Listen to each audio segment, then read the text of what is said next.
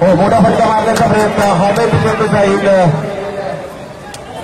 आणि चेंडूच्या खाली आणि सेफ हँडमध्ये मात्र झेल जातोय. खेळाडू सेंटर गायचं बाय. याचा उद्ध्वस्त केला जात आहे. टप्पा पडतोय. संक्रमित घेतला जातोय खेळाडू बाद.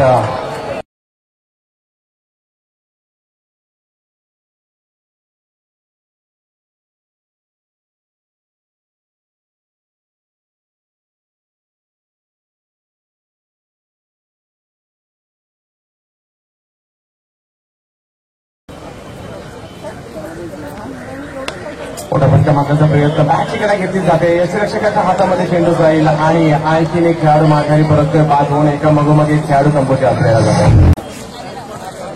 हो, आता मात्र चांगला चेंडू या ठिकाणी पाहायला मिळतोय आणि आणखीन एक धक्का या ठिकाणी इमरोजची मात्र लाजवाब गोलंदाजी या मॅचमध्ये पाहायला मिळते.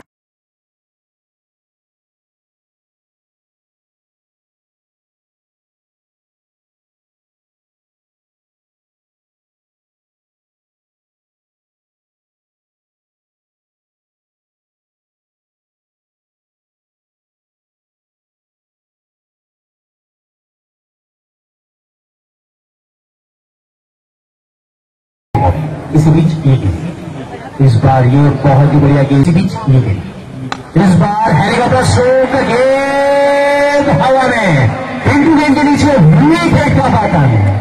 एक और झटका सोफी लेवल को लगता हुआ.